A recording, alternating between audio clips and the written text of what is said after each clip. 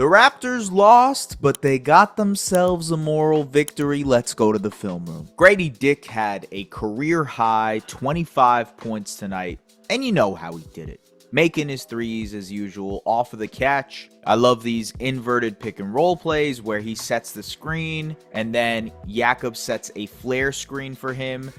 He can use it either to flare out to the three-point line or settle into that mid-range jump shot, which he does here. Same idea here. He sets the pick, slips out of it, or ghosts it, pump, and then hits the three. You love the extra confidence from Grady here. Just handoff, relocation, stepping into a three 35 feet out. That's the type of confidence that you need from your best shooter. I love how fearless he is as a cutter. So he recognizes the lane here, strong side cut. Fumbles the ball, but then is still able to recover and take this wild shot over Jaden McDaniels. It's problem solving in real time. That's what's mostly impressive with Grady Dick, especially tonight. And with that elite three-point shooting, the Wolves started to run him off the line. So here he is, recognizing that they are running him off the line. Pump, takes it inside, hits this incredible floater. Again, showing off that finesse. You remember the crazy finish against the Cavs? That's more of that. Second half, more of what you like. So here he is, flare screen from Jakob, knocks down the above the break three. And again, I can't tell you how important it is that he's hitting these above the break because it extends the Wolves defense or any defense that they're facing. And so if they start running him off the line off of that, it opens up the floor for the rest of his teammates. This trickle-down effect from Grady hitting his shots is massive. This replay angle does a great job of showing how impressive this is. Push dribble to get himself into the teeth of the defense, then settles over a fadeaway jump shot and one over the four-time Defensive Player of the Year, Rudy Gobert. That's incredible, man. Here he is once again getting run off the line, attacks the closeout, settles into a floater over Gobert. High arcing. Does a great job here filling the lane in transition. So Scottie attacks. Good pass. Settles in. 1-2 foot splash. And I thought he brought it defensively too. You know, very close game here. Raptors have made it close. They fought back against Anthony Edwards, one of the best isolation players in the NBA. He picks his pocket, dives to the ball, and the Raptors get a bucket because of it. Grady was sensational tonight, folks. And if you want a moral victory, it's the fact that the man had a career-high 25 points. He continues to stack good game after good game on top of one another. And it's great to see. Because he, you know, Samson wrote a great piece on it. He did a great video essay on it of how he really changes the trajectory, the outlook, future outlook of the Toronto Raptors with his leap here. Just because he's more than a shooter, you know, and I hate to keep bringing that up because everybody loves saying that about Grady Dick, but it's true. He can attack closeouts. He's shown a great propensity to score in the middle, in between, right? The mid-range game is something that he's really just adapted. And that on top of the three-point shooting makes him a really interesting player. He's already good around the basket too, so he's getting these finesse layups and finesse finishes like he did against the Cavs, like he did tonight. I thought it was all very, very impressive from Grady Dick. And I honestly can't wait to see more. It keeps getting pushed. My limits for my excitement for what Grady can bring on any given night is it keeps getting pushed. I know no bounds, you know? That's what makes this really exciting. And that's why, you know, even though the Raptors lost this one, you can take some solace in the fact that Grady had an outstanding game, continues to put games together that are impressive, and him stepping into a starting role, playing more minutes, getting more opportunity, taking more shots, and oh, by the way, making the most of it. It's great news for the Toronto Raptors developmentally. You know, one of my questions heading into the year was how Grady would deal with the uptick in usage, how Grady would deal with the uptick in responsibility on this team. And we're 3 games in, and I've already gotten the answer to that question, which is marvelously. Okay, so the other thing, and this is someone else that I had a question about. I think a lot of people who watched Summer League this year had a question about him. Ochai Agbaji didn't have a great Summer League. I thought, you know, we talked about the Bruce Brown mold for him in opening night and what that could possibly be. Actually, no, I think that was in preseason when I talked about Ochai in the Bruce Brown type of vibe. I think he's been incredible for what we thought he was going to be in Summer League and how disappointing his Summer League was, to now, yes, he's not RJ Barrett, right? He's not able to be the scoring dynamic, creator, get into the teeth of the defense type of guy that RJ is, but he's filling his role in a marvelous way. And tonight he hit 3 threes, which amplifies that. But I really impressed with the creation and finishing around the rim as well. It feels like Ochai hasn't missed in transition this year. This time takes the bump from Anthony Edwards and finishes through contact. Does a great job of moving off of the ball, recognizes the inbound play, dives to the basket for the layup. This is some of that playmaking and ball handling that I've been really intrigued by. Comes down the floor, empty side pick and roll with Bruno Fernando, ends up in a charge, but I really like the idea that he connected on this lob. That's impressive for a guy who is trying to improve his feel around the game. These are the drives that are really intriguing, and shout out to Trayvon Heath for bringing them up, but yeah, he's making the most of these RJ drives where he's curling to the basket and finishing, and again, the finishing has just been really impressive from Ochai. Not something that we expected, and also something that Darko Rajakovic has mentioned, the fact that he's not necessarily worried about the shooting, it's the other areas where Ochai can impact the game.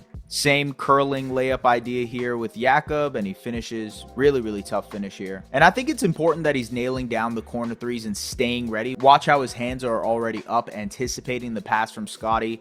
Goes straight up, settles into the jump shot confidently. And again, you build your game out from the corners, right? Grady last year was focusing on hitting that corner shot, and now he's expanding his game to above the break, attacking off of closeouts, etc., etc.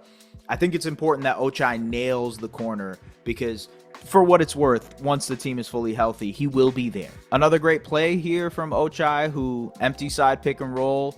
Nice little pocket pass to Bruno Fernando, who gets fouled here, but ultimately, again, another pass that I was intrigued by. Nice heady play here, broken down defensive possession by the Wolves. He just cuts straight to the basket, recognizing it. That's high IQ. Nice skip pass to Ochai, and he hits the corner three. Raptors kept it close. And I actually think that's the part that's most impressive about this game. Yeah, the Timberwolves are figuring things out, and so, that's a really, really good playoff team. Went to the Western Conference Finals last year. That is still working through the kinks of incorporating Julius Randle, who had a really, really great game tonight too. But at the same time, the Raptors were missing 4 rotation players. No RJ Barrett, who would have been so important in this game in terms of getting into the paint. No Emmanuel Quickly, who obviously would have been important with the 3-point shooting and handling. You guys know how important those two are, obviously. But then no Bruce Brown, no Kelly Olynyk. Raptors still had to force those Scottie plus bench lineups that have struggled for what it's worth. And still, they fought. Still, they were grinding it out, and still, even when they were down, I believe 21-22, they came back to make it a 12-point game. In the fourth quarter, the Wolves extended it to 17-18, and they clawed back and got it down to, I believe, 8 at one point. That's the makings of a fun, bad team. And that's all I ask for from this Raptors team is to make the games fun, be frisky, play hard.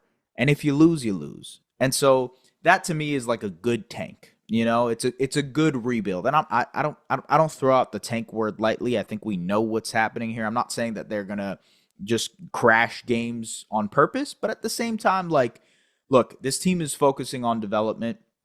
We have to look at it from a developmental perspective and playing hard, committing to playing hard, trying to win a game that you have no rightful, chance of winning realistically. Those are the makings of a good rebuild, And so I think they did that tonight against the Minnesota Timberwolves. A much better effort than their opening night game, which was just terrible, right? This game could have gone that way very quickly, but they decided, the Raptors made an active choice to not give up, right? There was a 24-point lead. There was a 21-point lead. The Wolves, I kind of remember something like 59-80. Can't remember right now. I don't have the information in front of me, but I should probably do that, by the way, have the information in front of me. Anyways, that being said, I think it was just a strong developmental game. And the Kansas connection between Ochai and Grady, that's something that's interesting too, because I really do think that, if Ochai Ochai, who will likely move into a bench role again once RJ Barrett comes back, and it seems like RJ is pretty close to coming back. I know I said that against Minnesota. I'm sorry, y'all. Maybe I got you guys a little too excited. But at the same time, it does seem like RJ is pretty close. And so Ochai will move to a bench role. That means that bench lineup with Scottie will likely improve. That means he'll have another guy that he can play around and play defense on. You know, another thing about Ochai is he took on the Anthony Edwards assignment tonight, which is really tough to be that dynamic offensively while guarding the team's best player. And so it was a developmental W, folks. I know the Raptors lost. Some people might be, bummed about the loss. At the end of the day, we know what this team is. They face the Denver Nuggets on Monday, which actually should be a really interesting game because Denver is 0-2. I've watched both of their games now. Kind of shaky. The bench actually might be worse than the Raptors bench, which is crazy to say. They've been really bad. The Nuggets bench has been very, very bad. And so, yes, their starters are great. Jamal Murray is struggling to start the year. Michael Porter Jr. is struggling to start the year. Nikola Jokic is Nikola Jokic. And, obviously the talent difference is there. We'll see if RJ Barrett comes back. But ultimately, it should be a pretty fun game, actually. They're wearing purple again also. Purple. And I think that's, another element. So if you're going to the game, enjoy the purple. Take pics. Do your thing. Love it. Enjoy the pageantry this year. It's part of the fun of this rebuild. And folks, I'll see you guys later. I'll see you guys on Monday night or Tuesday morning, however you consume it. Like, subscribe, do all the things that you guys usually do for the Raptors Republic channel. It's not just me on here, folks. You can watch Buckets and Tea. You can watch Run It Back, Confederacy of Dunks, Pull Up Trey. We've got a lot of great shows from Raptors Republic. So if the little 10-minute videos I do here aren't enough, you can go and listen to those podcasts. All right? They're great. Trust me. I listen to them all the time. I have nothing better to do anyways. So thank you very much. Appreciate you guys. I will see you guys later. Take care.